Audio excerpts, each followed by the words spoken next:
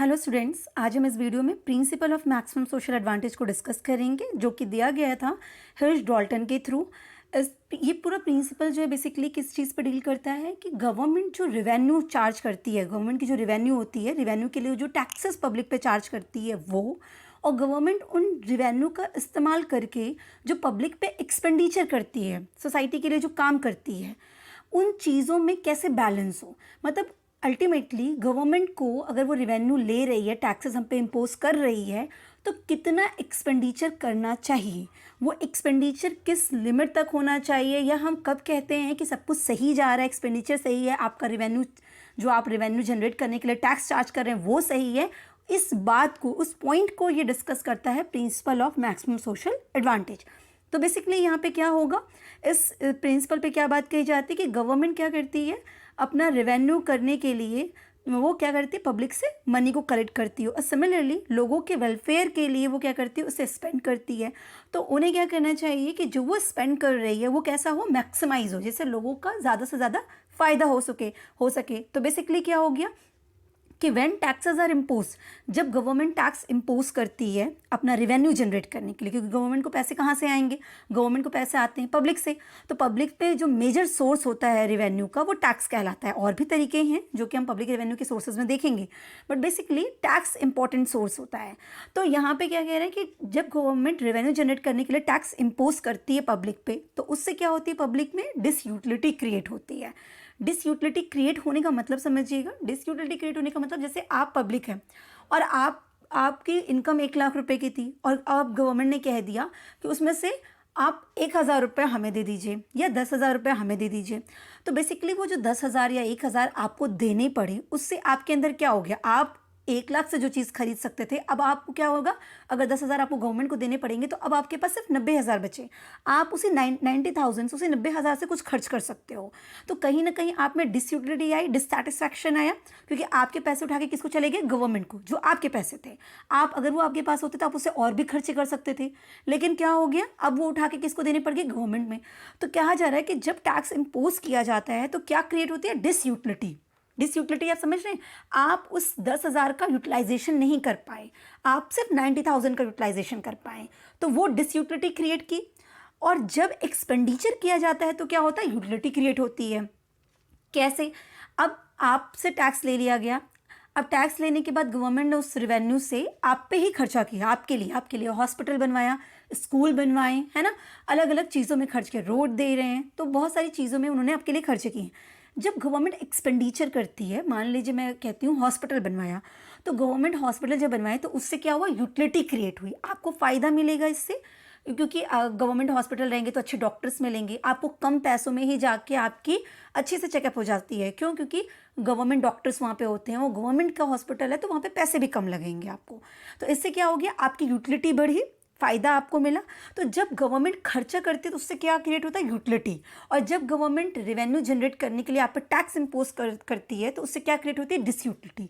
तो क्या है, वही चीज़ यहाँ पे कही गई, ये प्रिंसिपल कहता है कि जब टैक्स लिया गया तो डिसयूटिलिटी क्रिएट हो गई, जब एक्सपेंडिचर किया जाता है तो क्या हो जाती है, आपसे यूटिलिटी क्रिएट होती है। तो गवर्नमेंट को क्या करना होता है, इस रेवेन्यू और एक्सपेंडिचर को, इस यूटिलिटी और डिसयूटिलिटी को एडजस्ट करना पड़ता है। ऐसे एडजस्ट करना पड़ता है कि यूटिलिटी ज़्यादा हो, है ना, एक्सपेंडिचर ज़्यादा हो। इसी चीज़ को क्या कहते हैं, maximum principle of maximum social advantage कहते हैं, कि यूटिलिटी ज़्यादा हो सके और डिसयूटिलिटी मिनिमम रहे आपको। तो गवर्नमेंट जब भी एक्सपेंडिचर करे उसको फोकस इस चीज़ पे करना चाहिए कि उसने जितना आपसे टैक्स के रूप में चार्ज किया है, कम से कम उससे ज़्यादा बेनिफिट वो आपको प्रोवाइड करे।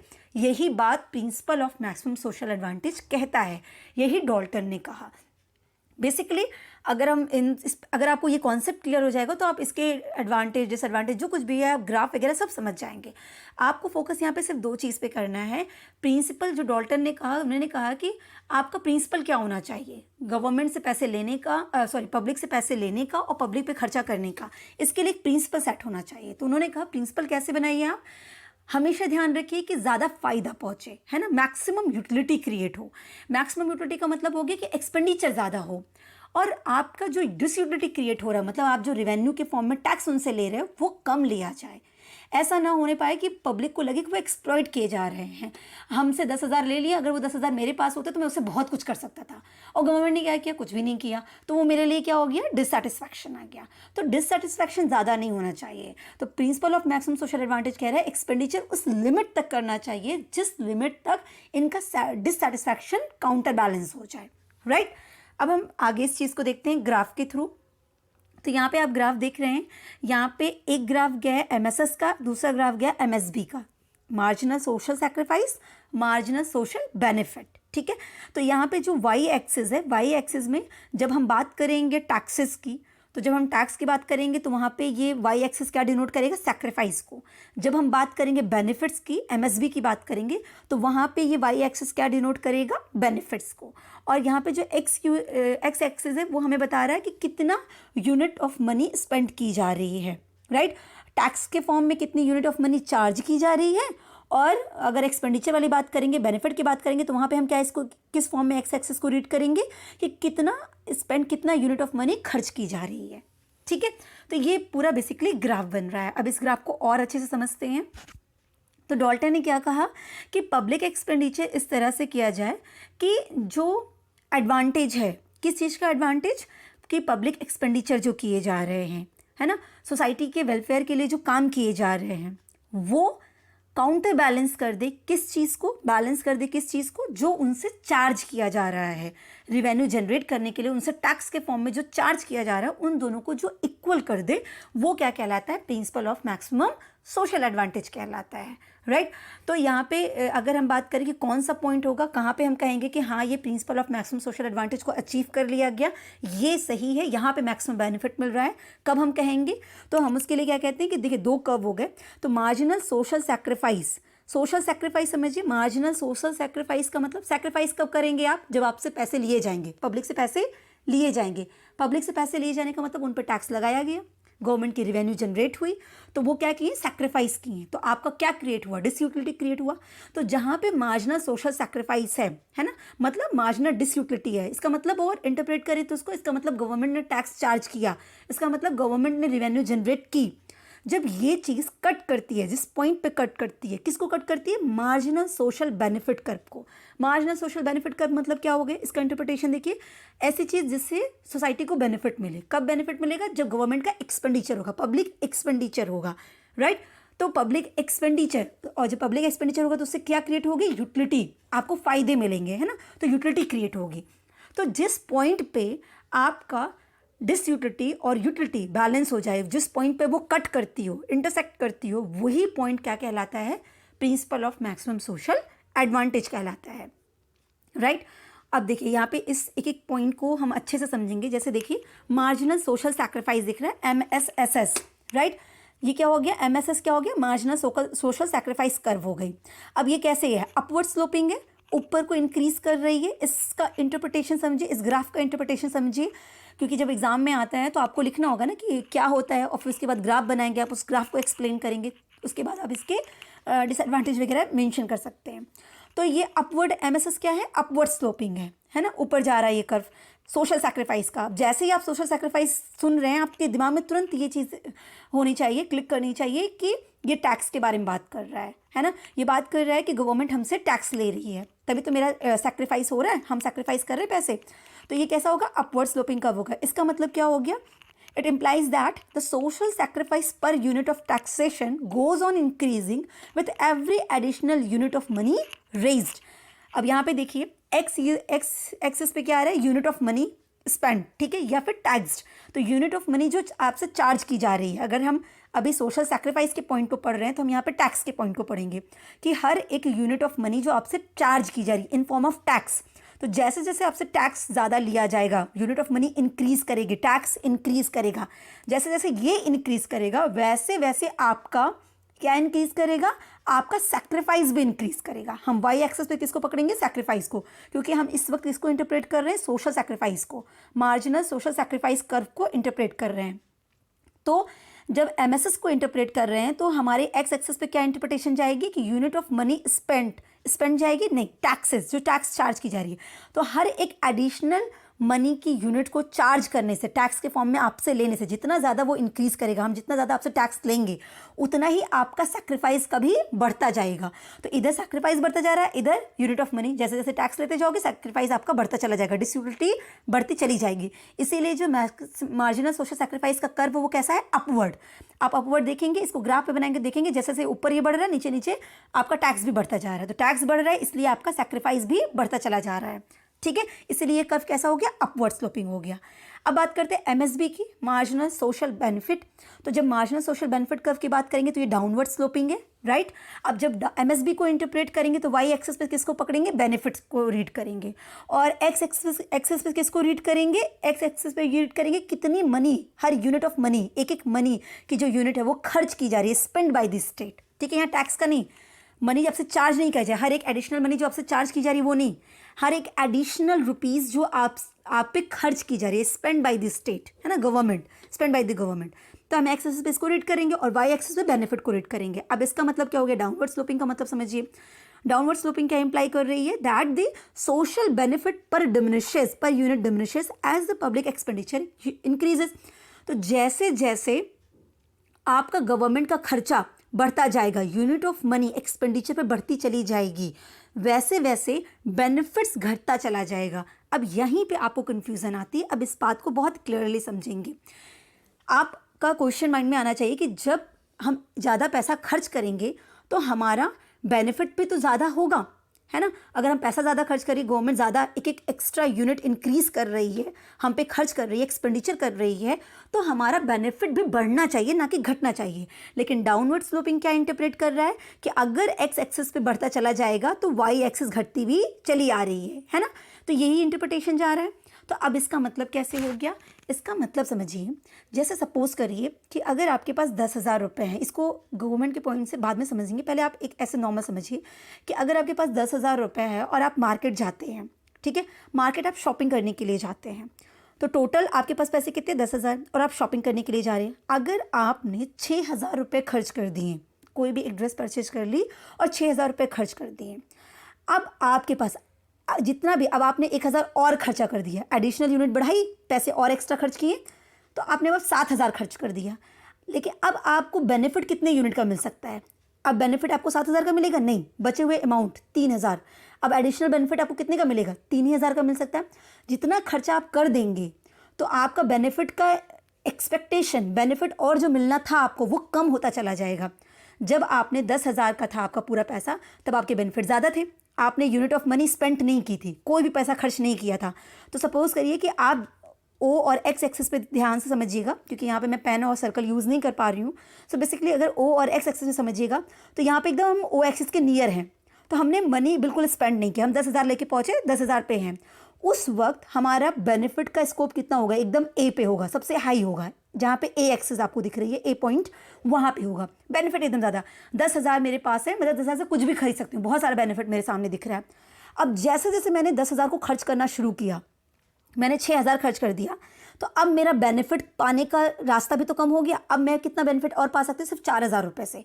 तो जैसे जैसे यूनिट ऑफ मनी मैं खर्च करती चली जाऊंगी, बेनिफिट पाने की जो एक्सपेक्टेशन है वो भी कम होती चली जाएगी।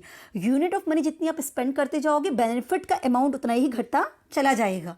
अब बात क्लियर हो रही है, दैट्स वाई ये डाउनवर्ड स्लोपिंग है, ठीक है। तो अब एक बार वापस से मैं क्रक्स समझा देती हूँ, फिर से समझिएगा कि ये जो principle of maximum social advantage है, ये कहता है कि आप पब्लिक से चार्ज कर रहे हो टैक्स, तो जब पब्लिक से टैक्स चार्ज कर रहे हो तो उनको उतना बेनिफिट भी दो, है ना, तभी उनको ये लगेगा कि वो एक्सप्लॉइट नहीं किए जा रहे हैं। अगर उनसे 10,000 रुपये टैक्स लिया गया तो उनको उससे ज़्यादा बेनिफिट दिया गया। तो आखिर बात उठ के ये आती है कि खर्चा करें कितना, एक्सपेंडिचर कितना हो कि जब उनको लगे कि वो सेटिस्फाइंग है, जब ये लगे कि उनको एक्सप्लॉइट नहीं किया गया, जब ये जस्टिफाई लगे कि टैक्स जितना लिया गया बिल्कुल सही है, तो उस लेवल तक आपको एक्सपेंडिचर करना पड़ेगा। तो वो पॉइंट कौन सा है, कब हम कहेंगे कि principle of maximum social advantage है, कब हम कहेंगे कि गवर्नमेंट ने एक्सपेंडिचर इतना ज़्यादा किया है कि उनका जो उन्होंने टैक्स चार्ज किया वो जस्टिफाई हो गया है। यही मेन बात है। तो इस बात को समझाने के लिए क्या कह दिया गया, इस बात को समझाने के लिए कहा गया कि जिस पॉइंट पे आपका सैक्रिफाइस और आपका बेनिफिट इक्वल हो जाए, आपकी डिसयूटिलिटी आपकी यूटिलिटी इक्वल हो जाए, उसी पॉइंट को हम कहेंगे कि यही एक्सपेंडिचर का पॉइंट होना चाहिए, इतना एक्सपेंडिचर आपको करना चाहिए। यही principle of maximum social advantage है। उसके बाद हमने आपसे कहा कि MSS curve, marginal social sacrifice curve, कैसा है? अपवर्ड स्लोपिंग है। इस अपवर्ड स्लोपिंग का मतलब कैसे है? इस अपवर्ड स्लोपिंग का मतलब है कि जितना अगर एडिशनल यूनिट आप पे टैक्स के फॉर्म में चार्ज की जाएगी उतना ही आपका सेक्रीफाइस भी बढ़ता चला जाएगा। आपका ज़्यादा पैसा चार्ज कर लिया गया आपसे तो आपका डिससेटिस्फैक्शन, सेक्रीफाइस आपका ज़्यादा हो गया। कम पैसा टैक्स के फॉर्म में लिया गया तो आपका सेक्रीफाइस भी कम हुआ। तो जैसे जैसे आपके यूनिट, आप पे टैक्स ज़्यादा बढ़ेगी, यूनिट ऑफ मनी इंक्रीज करेगी, वैसे वैसे आपका सेक्रीफाइस भी इंक्रीज करता चला जाएगा। That's why upward sloping. MSB downward sloping जाएगी। क्यों डाउनवर्ड स्लोपिंग जाएगी? इसका इंप्लाइज क्या होता है कि जितनी एडिशनल यूनिट मनी वो स्पेंड करती जाएगी, खर्चा करती चली जाएगी, तो अब उसके पास बेनिफिट पाने का जो अमाउंट है वो घटता चला जाएगा। तो जितनी यूनिट, एडिशनल यूनिट वो खर्च इंक्रीज करेगी, एक्सपेंडिचर जो इंक्रीज करती चली जाएगी, तो बेनिफिट पाने का जो अमाउंट है वो डिक्रीज करता चला जाएगा। दैट्स वाई ये डाउनवर्ड स्लोपिंग का है। तो अब principle of maximum social advantage कहाँ होगा? तो MSS और MSB जिस पॉइंट पे इंटरसेक्ट करते हैं उसको हम क्या कह रहे हैं? P। तो P क्या कहलाता है? Optimum limit of state financial activity. Optimum मतलब बैलेंस्ड अमाउंट है, इतना खर्चा अमाउंट को, इतना फाइनेंशियल एक्टिविटी गवर्नमेंट को परफॉर्म करनी चाहिए, यहाँ तक वो पब्लिक पे एक्सपेंडिचर करे। तो basically under the condition of MSS equal to MSB is the maximum social advantage is achieved. तो ये P वाला पॉइंट इतना अगर आपने कर लिया तो हम मानेंगे कि आपने principle of maximum social advantage को अचीव कर लिया है, राइट? यहाँ तक क्लैरिटी आ गई। तो अब हम डिसएडवांटेज की बात करें कि आखिर इसमें प्रॉब्लम कहाँ है। ठीक तो है principle of maximum social advantage, तो अब यहाँ प्रॉब्लम क्या क्या है इसकी? पहली बात तो आप यूटिलिटी को, कि मैंने कितना डिससेटिस्फाई कर लिया या मैं कितनी सेक्रीफाई, मतलब मुझे कितनी इसके फ़ायदे मिल गए, आप फ़ायदे को क्वांटिटी में मेज़र नहीं कर सकते हो, जबकि एक्सपेंडिचर क्वांटिटी में होता है, टैक्स क्वांटिटी में जाता है, पर यूटिलिटी को हम कभी भी क्वांटिटी में मेज़र नहीं कर सकते। मैंने कितना उपयोग किया, इसका फ़ायदा कितना उठाया, वो क्वांटिटी में मेजरेबल नहीं है। ये इसका एक डिसएडवांटेज है। दूसरा डिसएडवांटेज हम ये कह सकते हैं कि हम वही चीज़, सेम चीज़ हम कह सकते हैं कि यूटिलिटी और डिसयूटिलिटी को क्वान्टिफाई, नंबर में अगर कन्वर्ट करना भी चाहे तो हमारे पास कोई ऐसा टूल्स और टेक्निक्स अवेलेबल नहीं है, कोई भी इफेक्टिव मीन्स नहीं है जिसके बेसिस पे हम यूटिलिटी और डिसयूटिलिटी को हम क्वांटिफाई कर पाएं, है ना? इतना मेरा डिससेटिस्फैक्शन इससे क्रिएट हुआ। अगर आपने 10,000 रुपये मुझसे ले लिए तो मेरा इतना अमाउंट डिससेटिस्फाई हुए हैं हम, ये अमाउंट में, इसको क्वांटिटी में हम कन्वर्ट नहीं कर पा रहे हैं। फिर हम क्या कह रहे हैं? It is difficult to measure the tax burden. किस पर्सन पे टैक्स बर्डन कितना पड़ रहा है हम ये भी नहीं कह सकते। जैसे हमने ये तो कह दिया कि भाई अगर आप टैक्स लेते हो तो डिससेटिस्फैक्शन क्रिएट होता है ना, सैक्रिफाइस हम करते हैं, पर किस पे कितना बर्डन पड़ रहा है? जैसे मेरी इनकम मान लीजिए 10 लाख की है और अगर मेरा टैक्स रेट आया 1 लाख रुपया, तो 10 लाख कमा रहे, 1 लाख का टैक्स दे दिया, कोई प्रॉब्लम नहीं है। लेकिन अगर मेरी इनकम है 1 लाख रुपया और मुझे 10,000 का टैक्स देना पड़ा, तो मेरे लिए 10,000 रुपये बहुत ज़्यादा मैटर करते हैं, है ना, क्योंकि मेरी इनकम भी कम है। तो टैक्स का बर्डन आप पे कितना इम्पैक्ट डालता है ये मेज़र कर पाना मुश्किल है, क्योंकि वो पर्सन टू पर्सन वेरी करेगा, राइट? तो ये चीज़ भी यहाँ पे हम क्लियर नहीं कर पा रहे हैं, ये प्रॉब्लम है। और इसके डिसएडवांटेज में अगर हम बात करें तो क्या हो गया?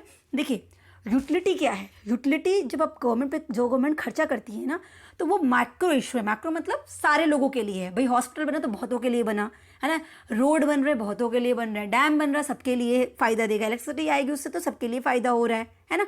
तो जो गवर्नमेंट, स्कूल बन रहा तो सबको दे रहा, तो जो गवर्नमेंट के खर्चे ना वो माइक्रो इशूज़ है, उसका फ़ायदा बहुतों को जाएगा। लेकिन जो डिस्यूटिलिटी की बात करते हैं वो माइक्रो लेवल पे है, क्योंकि टैक्स पर्टिकुलर एक एक इंडिविजुअल पे उसका इम्पैक्ट पड़ता है। तो हम दोनों चीज़ों में काउंटर बैलेंस कर रहे हैं, एक इंडिविजुअल लेवल पर डील करता है और एक ग्रुप लेवल पर डील करता है ना। हॉस्पिटल बन गया तो उसका इंडिविजुअल बेनिफिट मुझे नहीं मिल रहा है ना, स्कूल बन गया तो उसका इंडिविजुअल बेनिफिट मुझे नहीं मिल रहा, पर हाँ टैक्स मुझसे इंडिविजुअली जा रहा है। तो ये इन दोनों को हम बैलेंस करके कह दें कि हाँ भाई यही principle of maximum social advantage है, ये इस थ्योरी की प्रॉब्लमेटिक सिचुएशन है, ये मैथोडोलॉजिकली रॉन्ग है ये चीज़, ठीक है। और ये इक्विमार्जिनल प्रिंसिपल को भी अप्लाई नहीं करता है। सो आई होप आपको principle of maximum social advantage clear हो गया। कॉन्सेप्ट क्लैरिटी रखेंगे तो चीज़ें बहुत ईजी हो जाएंगी। अब हम इसके आगे हम ये भी देखेंगे कि डॉल्टन ने कुछ टेस्ट दिए थे। हम कब कहते हैं कि principle of maximum social advantage achieve हुआ, हम कब कहते हैं कि पब्लिक एक्सपेंडिचर जस्टिफाइड है, उसको कहते हैं डॉल्टन टेस्ट। हम इसके बारे में आगे डिस्कस करेंगे। Wish you all the best.